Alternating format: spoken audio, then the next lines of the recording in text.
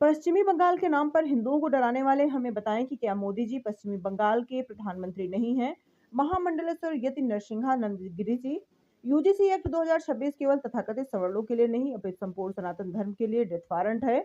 महामंडलेश्वर स्वामी चिदम्बरानंद सरस्वती जी की Facebook page से उनके एक वक्तव्य से आक्रोशित होकर शिव शक्ति धाम डासना के पीठाधीश्वर श्री पंचदशनाम जूना अखाड़े के महामंडलेश्वर यति नरसिंहानंद जी गिरि जी महाराज ने एक वीडियो बनाकर उस पर कड़ी प्रतिक्रिया दी है। न्यूज ट्रेंड नामक एक पोर्टल में महामंडलेश्वर स्वामी चिदम्बरानंद सरस्वती जी महाराज के एक वक्तव्य को प्रकाशित किया, जिसे महामंडलेश्वर स्वामी चिदम्बरानंद सरस्वती जी महाराज ने अपने फेसबुक पेज पर शेयर भी किया है। इसमें उनका वक्तव्य है कि भाजपा जो गलत करे उसका विरोध करो, गलत को हम सही करवाएंगे और भाजपा वाले सही करेंगे, पर भाजपा का ही बहिष्कार किया तो जो दूसरे सत्ता में आएंगे उनके द्वारा गलत थी गलत झेलना पड़ेगा और सुधारने का मौका भी नहीं मिलेगा। विश्वास ना हो तो पश्चिमी बंगाल के हिंदुओं से पूछ लो।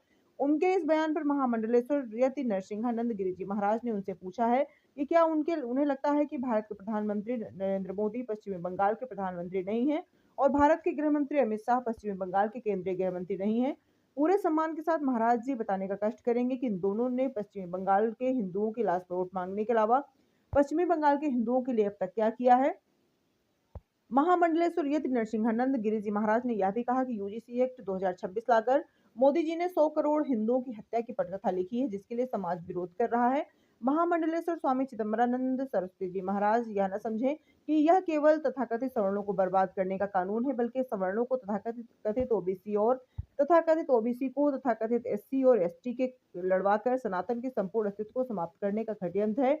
संतों का कार्य सनातन की रक्षा करना है, न कि सत्ताओं की चाटुकारिता करना। गाजियाबाद से उपसंपादक आशीष मिश्रा की एक खास रिपोर्ट। उन्होंने यूजीसी का एक रेगुलेशन लाए नरेंद्र भाई मोदी जी। उस रेगुलेशन के कारण अगले 10 साल में अगर ये कानून पास हो गया, चलता रहा इसी तरह, ये तो सबका सौभाग्य है कि सुप्रीम कोर्ट ने अभी रोक लगा दी। आगे देखते हैं क्या हुआ। अगर ये कानून ऐसे ही रहा तो भारत में ब्राह्मण, वैश्य, कायस्थ, क्षत्रिय और भूमिहार, पंजाबी खत्री, इस तरह के कुछ लोग जिन्हें लोग सवर्ण कहते हैं, ऊंची जाति कहते हैं, जबकि आजकल ये जातियां ऊंची नहीं है, न सम्मान के स्तर पर न आर्थिक आधार पर, कैसे भी ये ऊंची जातियां नहीं है, लेकिन इन्हें ऊंची जाति मानते हुए अपराधी घोषित कर दिया है और इनके बच्चों को अपराधी घोषित कर दिया यूनिवर्सिटियों में, विद्यालयों में, उच्च शिक्षा में। आज पूरा सनातन धर्मी समाज अपने अस्तित्व की लड़ाई में है और लड़ाई में इसलिए है कि आपके प्रधानमंत्री, मेरे तो नहीं है, प्रधानमंत्री भारत के होंगे, मैं नहीं मानता। मैं तो एक चोर मानता हूं, एक ऐसा ठग मानता हूं जिसने हम जैसे लोगों को, कम बुद्धि के लोगों को मूर्ख बनाकर इस देश की सत्ता कब्जा ली। आज आपका एक सोशल मीडिया पर बड़ा वायरल हो रहा है, उसमें है कि भाजपा जो गलत करे उसका विरोध करो, गलत को सही हम करवाएंगे और भाजपा वाले सही करेंगे, पर भाजपा का ही बहिष्कार किया तो जो दूसरे सत्ता में आएंगे उनके द्वारा गलत झेलना पड़ेगा और सुधारने का मौका भी नहीं मिलेगा। विश्वास ना हो तो पश्चिमी बंगाल के हिंदुओं से पूछ लो। स्वामी जी, सामान्य ज्ञान का एक बहुत छोटा सा प्रश्न मैं आपसे पूछना चाहता हूं। क्या आपको लगता है कि नरेंद्र मोदी पूरे भारत के प्रधानमंत्री नहीं हैं? पश्चिमी बंगाल के प्रधानमंत्री नरेंद्र मोदी नहीं हैं? क्या आपको लगता है अमित शाह पश्चिमी बंगाल के गृह मंत्री नहीं है? यह लगता है आपको? महाराज, प्रधानमंत्री और गृह मंत्री पूरे देश के होते हैं। आपकी राजनीतिक पार्टी जिसके एजेंट के रूप में आप काम कर रहे हैं, अब आप केवल धर्माचार्य के रूप में काम नहीं कर रहे हैं, आप एक राजनीतिक पार्टी का एजेंट बनकर काम कर रहे हैं। जो राजनीतिक पार्टी हम जैसे सनातनियों को, कट्टर सनातनियों को मूर्ख बनाकर सत्ता कब्जाती है, फिर इसी तरह जैसे आपकी पार्टी बंगाल के हिंदुओं की लाश दिखाकर पूरी दुनिया के हिंदुओं को मूर्ख बनाती है, आप मुझे पूरी ईमानदारी से, पूरी निष्ठा से, धर्मनिष्ठा, आपको सौगंध है मां की और महादेव की, आपको सौगंध है हर उस देवता की जो देवता जिसको आप पूजते हैं। आप मुझे ये बताइए, नरेंद्र मोदी ने या अमित शाह जी ने या उससे पहले राजनाथ सिंह जी गृह मंत्री थे, पश्चिमी बंगाल की लाशों को हमें दिखाकर राजनीति करने के अलावा किया क्या है? पहली बार सनातन धर्मी जाग रहे हैं, तो आप काले नेमी बनकर सामने मत आइए। मैं केवल आपको नहीं कह रहा, सारे सरकारी संतों को कह रहा हूं।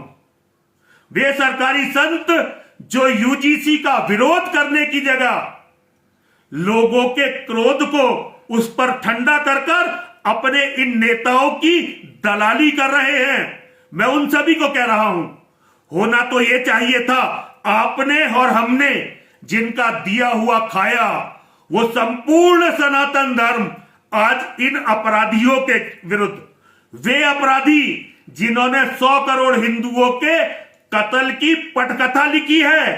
ये मत सोचिए, मुझे नहीं पता कि आपका जन्म किस जाति, किस बिरादरी में हुआ है। इस यूजीसी के आने से पहले मैं इसका ध्यान ही नहीं करता था, तो आपके बारे में तो मुझे पता नहीं। लेकिन ये मत समझिए कि ये यूजीसी का एक्ट केवल ब्राह्मणों, क्षत्रियों, वैश्यों, कायस्थों, भूमिहारों और कुछ पंजाबी, खत्री पंजाबी बिरादरियों के विरुद्ध है। हो सकता है कि पहले ही हमारे भाई ओबीसी, जिसमें जाट हैं, गुर्जर हैं, यादव हैं, कुर्मी हैं और बहुत सारे लोग हैं, उनके द्वारा ये हमें मरवा दे, उसके बाद एससी एसटी के द्वारा उन्हें मरवा दे और फिर एससी एसटी को मुसलमानों से मरवा दे, यही होने वाला है। महाराज, कभी तो धर्म का साथ दीजिए, कभी तो सत्य बोलिए। आप किसी राजनीतिक पार्टी के मंडलेश्वर नहीं है, महामंडलेश्वर। आप सनातन धर्म के अखाड़ों के द्वारा नियुक्त किए गए महामंडलेश्वर हैं, और आप किसी भी अखाड़े के महामंडलेश्वर हो, आपकी वफादारी सनातन धर्म को होनी चाहिए, और केवल आपकी नहीं, संपूर्ण समाज की वफादारी केवल सनातन धर्म की ओर होनी चाहिए। मैंने जो भ्रष्टता की उसके लिए क्षमा चाहता हूं महाराज, आपके चरणों में गिर के दंडवत करके क्षमा चाहता हूं। कभी भी आप मिलेंगे, आपके चरणों में दंडवत करूंगा लेट के। लेकिन महाराज, अभी ये मत करिए महाराज, ये बहुत बड़ा विश्वासघात है, ये सनातन धर्म के अस्तित्व का संकट है, और ये सनातन धर्म से विश्वासघात हो जाएगा। इस विश्वासघात को महादेव शिव भी क्षमा नहीं कर सकेंगे, नहीं कर सकेंगे, नहीं कर सकेंगे। महाराज, धर्म को बल दीजिए। धर्म के लिए धर्म सत्ता राज सत्ताओं से बहुत बड़ी होती है। इन तथाकथित धर्मद्रोहियों को, जिन्होंने 100 करोड़ सनातन धर्मियों के कत्ल की साजिश रची, अपना बाप मत बनाइए।